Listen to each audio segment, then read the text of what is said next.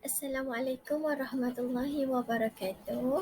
Okey, pada hari ini saya akan membentangkan untuk bagi tugasan dua pembentangan kerja khusus akhlak, iaitu uh, saya nak bentangkan tentang penyelesaian isu ponteng sekolah. Okey, dalam pembentangan saya ada pengenalan punca isu berlaku, langkah-langkah penyelesaian, kesimpulan dan juga rujukan. Okey, pertama sekali pengenalan. Okey, menurut Johari, isu masalah ponteng sekolah ni merupakan satu masalah yang serius yang sering berlaku dalam dunia pendidikan. Tak kiralah mana-mana dalam bidang pendidikan sekalipun, mesti ada je kita dengar masalah tentang isu ponteng sekolah.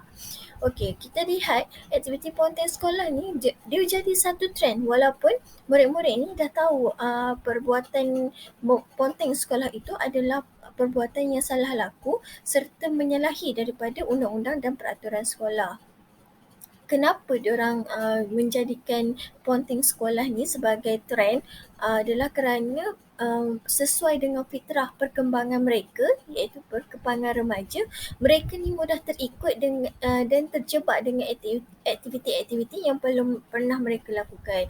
Contohnya kawan-kawan mereka melepak-lepak, jadi diorang tak pernah melepak ataupun ponteng sekolah, diorang akan mencuba untuk melakukan aktiviti tersebut. Jadi aktiviti-aktiviti seperti ini tidak boleh dipandang remeh, terutama sekali isu ponteng sekolah ni, kerana um, dia berisiko sekiranya murid ponteng sekolah berisiko untuk murid tersebut diambil kesempatan oleh orang luar ataupun anasi-anasi negatif yang boleh memudaratkan sama ada dari terhadap murid tersebut itu ataupun guru sekolah dan masyarakat amnya. Okey, kita lihat mengapa isu ponteng sekolah ni berlaku. Okey, masalah ponteng sekolah ni boleh berlaku melalui beberapa faktor. Okey, faktor pertama adalah faktor daripada guru itu sendiri. Okey, kenapa faktor guru ni memainkan peranan yang sangat besar dalam masalah isu ponteng sekolah adalah kerana sekiranya pengajaran guru kurang menarik dan tak sesuai dengan aktiviti pengajaran dan pembelajaran, murid akan cepat berasa bosan. Jadi murid bosan, dah tak tertarik dengan belajar, sebab itulah berlakunya isu ponteng sekolah.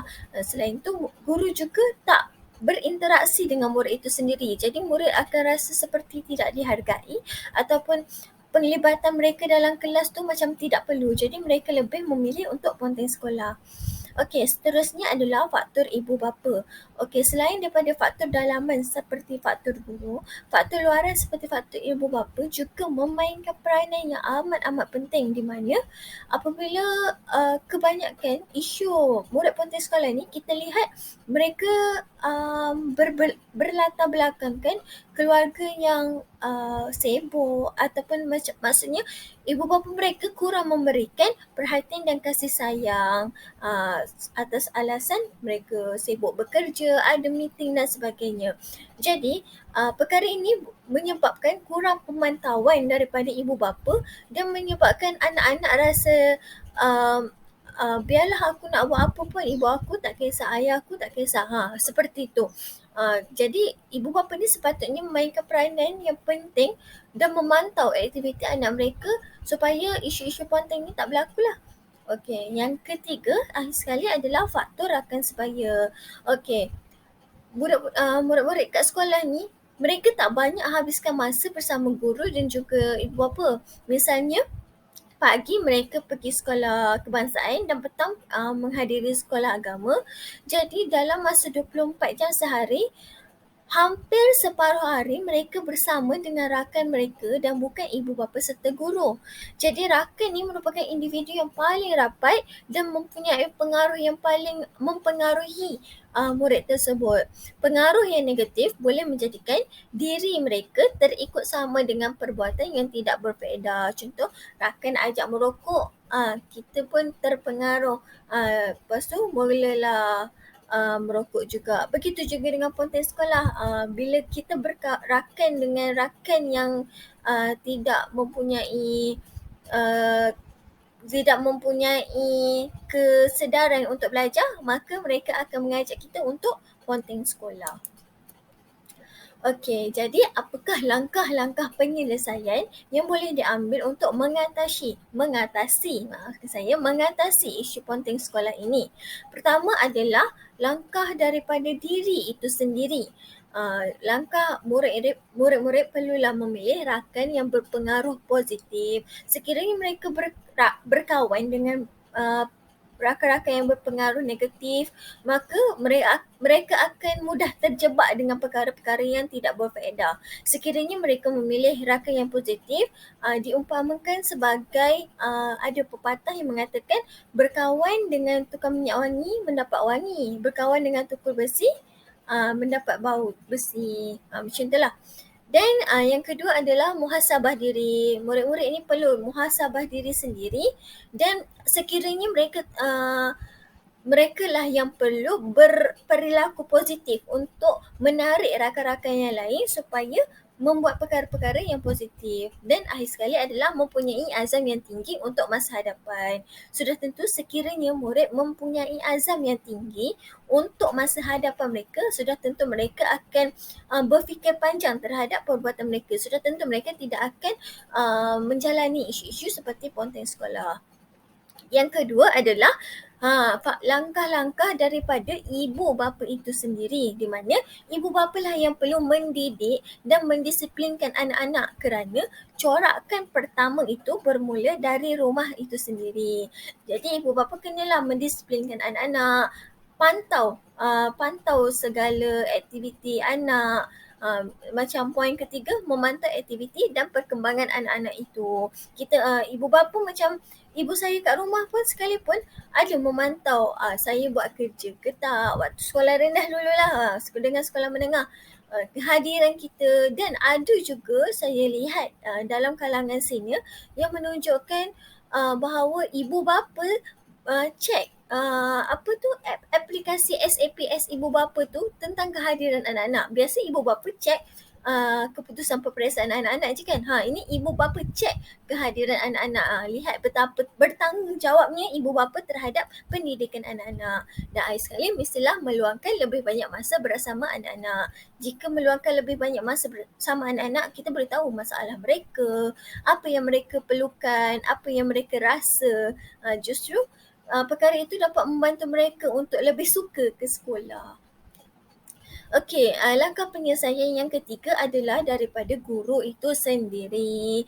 Guru ni main peranan yang sangat penting, kerana kat sekolah murid berhadapan dengan guru. Jadi guru ni perlu menambah baik amalan pedagogi mereka dan cara mengajar dengan menggunakan apa?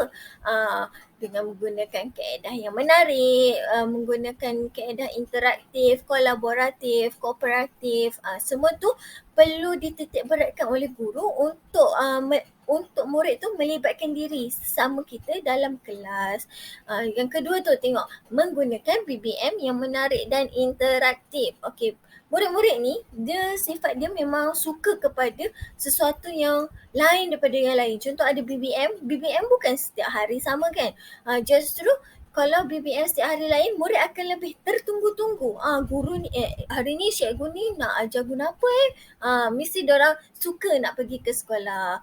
Dan akhir sekali menghargai murid yang diajar. Menghargai ni tak kisahlah kalau tak perlu, kalau tidak memerlukan duit, guru boleh menggunakan kata-kata pujian. Kalau ada duit lebih sikit boleh belikan hadiah-hadiah yang murah, macam kat kedai RM2 pun sekarang ada pensel-pensel yang RM5, RM2. Boleh bagi mereka yang mempunyai akhlak yang baik di dalam kelas. Okey, kita lihat langkah penyelesaian yang seterusnya adalah dari pihak sekolah. Okey, tadi daripada pihak guru. Pihak sekolah juga memainkan peranan yang penting untuk menyelesaikan isu masalah ponteng sekolah ni, di mana sekolah boleh memperkasakan undang-undang di sekolah dengan lebih ketat. Kenapa undang-undang lebih ketat kena buat? Supaya murid tu lebih takutlah nak buat perbuatan-perbuatan ponteng sekolah. Misalnya 2 kali awak ponteng sekolah, awak kena gantung persekolahan selama seminggu.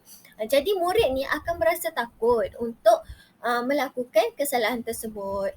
Yang kedua adalah melantik kaunselor untuk memberikan khidmat nasihat. Peranan kaunselor ni amat memainkan peranan yang penting kerana kaunselor ni dia belajar tentang ilmu psikologi yang lebih daripada kita sebagai seorang guru, betul tak? Jadi apabila mereka mempunyai ilmu psikologi tu, diorang boleh mendalami masalah murid tersebut. Tanya murid tersebut apa masalah, kenapa awak ponteng sekolah selalu, apa masalah awak sebab tak ada ke sekolah.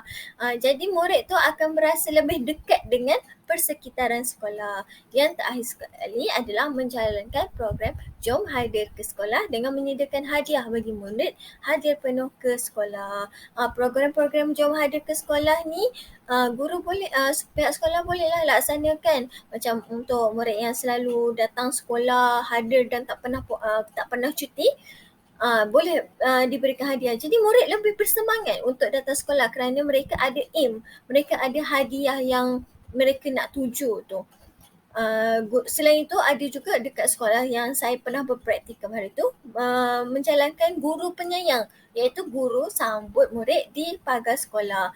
Itu juga adalah salah satu inisiatif untuk menggalakkan murid datang ke sekolah. Akhir sekali adalah peranan daripada media massa untuk menyelesaikan masalah isu ponteng sekolah. Okey, media massa ni dia boleh melaksanakan kempen kesedaran melalui media massa macam berita, surat khabar dan juga media sosial seperti Instagram, Facebook, Twitter, TikTok. Benda-benda ni, media sosial ni amat rapat dengan diri murid zaman sekarang, generasi Z sekarang memang menggunakan media sosial. Jadi apabila melaksanakan kempen melalui media-media seperti ini, murid lebih mendapat pendedahan terhadap betapa pentingnya mereka perlu ke sekolah, betapa buruknya kesan akibat ponteng sekolah. Dan kita lihat poin kedua, penyebaran iklan-iklan berunsurkan nasihat dan penerapan nilai moral. Menggunakan media massa dan media sosial ni, pihak kementerian ataupun mana-mana pihak, influencer, kementerian, menteri dan sebagainya boleh sebarkan iklan berunsurkan nasihat dan penerapan nilai moral, sebab mereka kan dekat dengan generasi Z sekarang, kan dekat dengan media sosial. Jadi apabila contohlah mereka tengah tengok TikTok kan, tiba-tiba keluar pop up ads ataupun iklan, jangan ponteng ke sekolah, jom hadir ke sekolah. Mereka akan tertarik, mereka akan macam, oi kenapa tak boleh ponteng sekolah. Dari situ mereka tahu bahawa ponteng sekolah ni sebenarnya adalah tidak baik dan tidak membawa manfaat pun kepada mereka. Okey, akhir sekali kesimpulannya adalah semua pihak perlu memainkan peranan yang sangat penting dalam memastikan langkah-langkah untuk mencegah isu ponteng sekolah ni dapat diselesaikan dengan jayanya. Semua pihak tu siapa? Tadilah 5 yang saya cakap tu.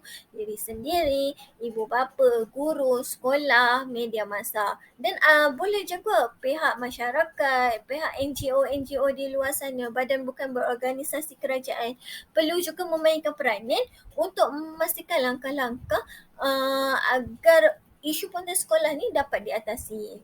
Kesemua pihak juga tidak boleh menuding jari antara satu sama lain sekiranya berlaku masalah keruntuhan akhlak, malah hendaklah bersama-sama memikirkan jalan penyelesaian bagi masalah tersebut secara cepat dan efektif. Sekiranya macam berlakulah isu ponteng sekolah, daripada isu ponteng sekolah tu menyebabkan isu merokok, menagih danda, sumbang maharam, seks dan sebagainya, maka ibu bapa tidak boleh menyalahkan guru, guru tidak boleh menyalahkan ibu bapa, tidak boleh menyalahkan sekolah, tidak boleh menyalahkan kerajaan, tidak boleh menyalahkan sesiapa, malah sebaliknya bermuhasabah diri sendiri. Apa yang kita dah lakukan, apa yang kurangnya yang kita buat, sampaikan murid tersebut mengalami masalah-masalah keruntuhan akhlak. Jadi apabila kita bermuhasabah diri sendiri, kita tidaklah menuding jari, malah kita boleh berganding bahu antara satu sama lain untuk menyelesaikan isu tersebut. Okey, itu sahaja daripada saya. Ini adalah rujukan yang saya gunakan untuk membuat pembentangan saya. Okey, sekian. Terima kasih. Saya Nur Syafiqah. Kalau ada sumur di ladang, boleh saya menumpang mandi. Kalau ada umur yang panjang, bolehlah kita berjumpa lagi. Assalamualaikum warahmatullahi wabarakatuh.